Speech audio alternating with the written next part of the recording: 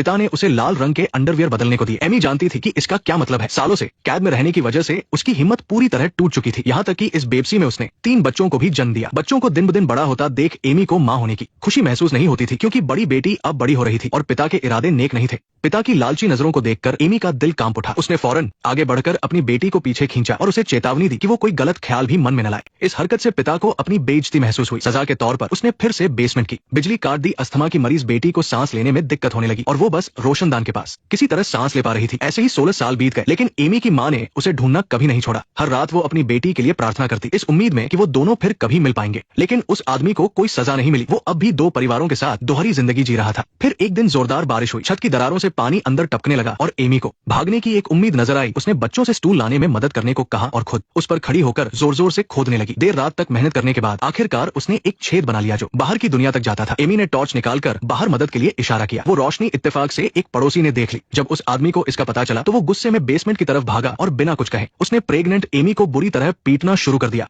इस पिटाई की वजह से एमी का मिसकैरेज हो गया। देखते ही देखते कई साल और बीत गए। बच्चों के मन में आजादी की चाहत और भी बढ़ गई थी। जब छोटे बेटे ने बाहर जाने के लिए अपने पिता से मिन्नत की तो उस आदमी ने कहा कि ये सब उनकी माँ पर निर्भर करता है। इससे बच्चों को लगा कि उनकी माँ ही असली गुनहगार है और अब एमी के सब्र का बांध भी टूट चुका था। इतने सालों का दर्द और घुटन एक पल में बाहर आ गया। उसने कमरे की हर चीज तोड़ दी और जमीन पर गिरकर बेबसी से रोने लगी। अपनी माँ को इस हाल में देखकर बच्चों को समझ नहीं आया कि उनसे क्या गलती हुई। एमी ने उन्हें सारी सच्चाई बता दी। आखिरकार बच्चों को पूरी बात समझ में आ गई। उनका दिल अपनी माँ के लिए हमदर्दी से भर गया। जब उनका पिता दोबारा आया तो बेटे का गुस्सा फूट पड़ा, लेकिन वो अभी बच्चा था इसलिए अपने पिता को कोई चोट नहीं पहुंचा सका। उधर नौकरी जाने की वजह से वो आदमी भी बहुत गुस्से में था। अब वो 2 परिवारों का खर्च उठाने के लायक नहीं रहा था, इसलिए उसने इस सब को एक खौफनाक तरीके से खत्म करने का फैसला किया। उसने एक पाइप को गाड़ी के एग्जॉस्ट में लगाया और गाड़ी चालू करके सारा धुआं बेसमेंट में भर दिया। वो चाहता था कि पूरा परिवार चुपचाप मर जाए, लेकिन 2 घंटे बाद उसने देखा कि माँ और बच्चे अभी भी जिंदा थे। इस पल वो आदमी हिचकिचाया। आखिरकार वो सब उसी का खून थे। उसने सोचा था कि ये छिपी हुई जिंदगी ऐसे ही चलती रहेगी, लेकिन उसकी बेटी को गाड़ी के धुएं की वजह से अस्थमा का दौरा पड़ गया। एमी ने उस आदमी से अपनी बेटी को बचाने की भीख मांगी। आखिरकार बच्चे की कोई गलती नहीं थी। एमी के बार बार यकीन दिलाने पर उस आदमी का दिल पिघल गया और रात के अंधेरे में वो उन्हें बेसमेंट से बाहर ले आया। 20 सालों में ये पहली बार था जब एमी ने अपने घर को देखा था। वो ज्यादा कुछ सोच पाती इससे पहले ही वो लोग तेजी से अस्पताल पहुंच गए। किस्मत से बेटी की जान बच गई थी। अस्पताल में बच्ची का कोई मेडिकल रिकॉर्ड नहीं था, इसलिए डॉक्टर ने उन्हें जानकारी भरने को कहा। एमी उन्हें सब कुछ बताना चाहती थी, लेकिन सालों की कैद ने उसे चुप रहने पर मजबूर कर दिया। डॉक्टर के जाने के बाद एमी ने जानबूझकर पानी का गिलास गिरा दिया और फिर उस आदमी का ध्यान दूसरी तरफ भटकाया। उसे दूर जाते देख एमी के अंदर जीने की इच्छा और भी बढ़ गई। आखिरकार उसने हिम्मत जुटाई और अस्पताल के कॉरिडोर की ओर चल दी। एमी चलते चलते पीछे मुड़कर देख रही थी और जैसा उसे डर था वो आदमी उसके पीछे आ रहा था। एमी ने रुकने की हिम्मत नहीं की। जब तक उसे पुलिस नहीं दिखी तब तक वो मदद के लिए नहीं चिल्लाई।